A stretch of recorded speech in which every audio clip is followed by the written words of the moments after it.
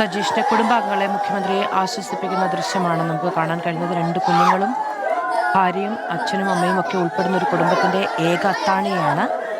നമുക്ക് വേണ്ടിയാണ്, നമ്മുടെ നാടിന് വേണ്ടിയിട്ടാണ് അദ്ദേഹം ആ രക്ഷാപ്രവർത്തനത്തിൽ ഏർപ്പെട്ടത്. ഒരു ജീവൻ രക്ഷിച്ച ശേഷമാണ് അദ്ദേഹം ഇല്ലാതെ പോകുന്ന കുഞ്ഞുങ്ങളുടെ കരച്ചിൽ നമുക്ക് കണ്ടു നിൽക്കാൻ കഴിയുന്ന ഒന്നുമല്ല. മുഖ്യമന്ത്രിയും ഏറെ സങ്കടത്തോടു കൂടിയാണ് അദ്ദേഹത്തിൻ്റെ മക്കളുടെ കരച്ചിൽ കണ്ടു നിൽക്കുന്നത്. ആർക്കായാലും വലിയ തോതിൽ വികാരവിക്ഷുബ്ധതയുണ്ടാകുന്ന, സങ്കടം തോന്നുന്ന സാഹചര്യം തന്നെയാണ്. സാന്ദ്ര സജു വിവരങ്ങളുമായി നമ്മളടുത്തുമുണ്ട്. സാന്ദ്ര, ഇന്ന് വാർത്താ സമ്മേളനത്തിലും അദ്ദേഹം ആ സംഭവത്തെക്കുറിച്ച് വലിയ സങ്കടത്തോടു കൂടിയാണ് പറഞ്ഞത്. ആ കുഞ്ഞുങ്ങളെ കണ്ടിരിക്കുന്നു, മുഖ്യമന്ത്രി അവരെ ആശ്വസിപ്പിച്ച ശേഷം കടന്നു പോകുന്നു.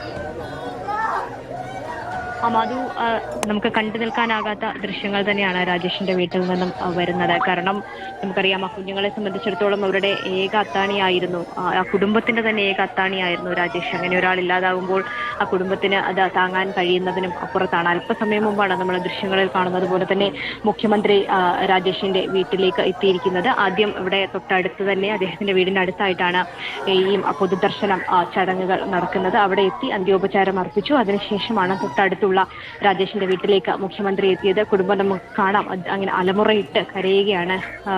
കാരണം എല്ലാം നഷ്ടപ്പെട്ട സ്ഥിതിയിലാണ് ആ കുടുംബം ഇപ്പോൾ നിൽക്കുന്നത്. അത്രയേറെ ദുരിതം ഇപ്പോൾ അവർ അനുഭവിക്കുന്നുണ്ട്. ആ വീട്ടിൽ പൊതുദർശനത്തിന് വെക്കാൻ പോലുമുള്ള സ്ഥലമില്ല എന്നുള്ളതാണ് മധു. അത്രയേറെ ആ പരിമിതികൾക്കുള്ളിൽ കഴിയുന്ന ഒരു കുടുംബമാണ്. തൊട്ടടുത്തുള്ള ഒരു ആശുപത്രിയുടെ കോമ്പൗണ്ടിനുള്ളിലാണ് ആ പൊതുദർശന ചടങ്ങ് പോലും നടന്നത്. സ്വന്തമായി ഒരു വീട് അത് കെട്ടിപ്പൊക്കണമെന്നുള്ള ആഗ്രഹം കൊണ്ട് വീടിന്റെ പണിയൊക്കെ തന്നെയും തുടങ്ങിയിരുന്നു. പക്ഷെ അത് പാതി വഴിയിൽ നിൽക്കുകയാണ്.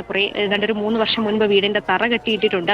ഇപ്പോൾ പുല്ലയ്ക്ക് മുളച്ചു നിൽക്കുകയാണ്. ഇപ്പോൾ ഈ മുഖ്യമന്ത്രി എത്തിയ അവരുടെ വീടിന്റെ തൊട്ടടുത്തായിട്ട് തന്നെയാണ് ഈ വീടും ഇപ്പോൾ പണിയാൻ വേണ്ടിയിരിക്കുന്നത്. എന്തായാലും ആ വീടിന്റെ പണിയടക്കം ഉടൻ പൂർത്തിയാക്കി നൽകും എന്ന് നേരത്തെ തന്നെ അത് സൂചിപ്പിച്ചതുപോലെ മുഖ്യമന്ത്രി അറിയിച്ചിട്ടുണ്ട്. അതിന് പിന്നാലെയാണ് എല്ലാ സഹായങ്ങളും ഒപ്പമുണ്ടാകും, സർക്കാർ ഒപ്പമുണ്ടാകും, വീട് പണി ഉടൻ തീർക്കും എന്നുള്ള കാര്യം അറിയിച്ചിരുന്നു. അതിനുശേഷമാണ് അദ്ദേഹം ഇപ്പോൾ ഈ കലിയൂരിലുള്ള വീട്ടിലേക്ക് എത്തിയത്. മുഖ്യമന്ത്രിയും വളരെ വികാരാതീതനായി തന്നെയാണ് ആ വീട്ടിൽ നിന്നും ഇപ്പോൾ ഇറങ്ങി പോകുന്നത്. കാരണം കണ്ണു നനയാതെ ഒരാൾക്കും ഇവിടെ നിന്ന് ഇറങ്ങി പോകാൻ കഴിയില്ല എന്നുള്ളതാണ് അത്. അത്രയേറെ ദുഃഖം തളം കെട്ടി നിൽക്കുന്ന ഒരു വീടാണ്. ആ മക്കൾ ചോദിച്ചു കരയുന്നുണ്ട്, അച്ഛനെ എന്തിനാണ് പോയത് അച്ഛ എന്ന് ചോദിച്ചാണ് കുഞ്ഞുങ്ങൾ കരയുന്നത്. കാരണം എല്ലായിടത്തും അച്ഛൻ ഇത്തരത്തിൽ രക്ഷാപ്രവർത്തനം നടത്താൻ പോകുന്നത് അവർ കാണാറുണ്ട്. പക്ഷേ ഓരോ തവണ പോയിട്ട് വരുമ്പോഴും സന്തോഷവാനായി തിരിച്ചു വരുന്ന അച്ഛനെയാണ് അവർ കണ്ടിട്ടുള്ളത്. പക്ഷേ ഇത്തവണ അച്ഛന്റെ ആ ചേതനയേറ്റ ശരീരമാണ് തിരിച്ചു വന്നത്. അവസാനമായിട്ട് അവർക്ക് ആ മുഖം പോലും ഒന്ന് കാണാൻ കഴിഞ്ഞില്ല എന്നുള്ളതാണ് മധു. കാരണം 4 ദിവസത്തിന് ശേഷമാണ് മൃതദേഹം കണ്ടെത്താൻ തന്നെ സാധിച്ചത്. അതിനുശേഷം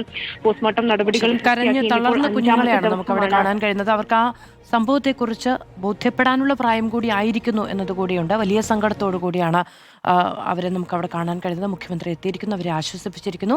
രാജേഷിന്റെ വീട് നിർമ്മാണം അടക്കം പൂർത്തീകരിക്കും എന്ന് മുഖ്യമന്ത്രി ഉറപ്പ് നൽകിയിരിക്കുകയും ചെയ്തു. നേരത്തെ വാർത്താ സമ്മേളനത്തിലാണ് അദ്ദേഹം ആ ഉറപ്പ് നൽകിയിരിക്കുന്നത്.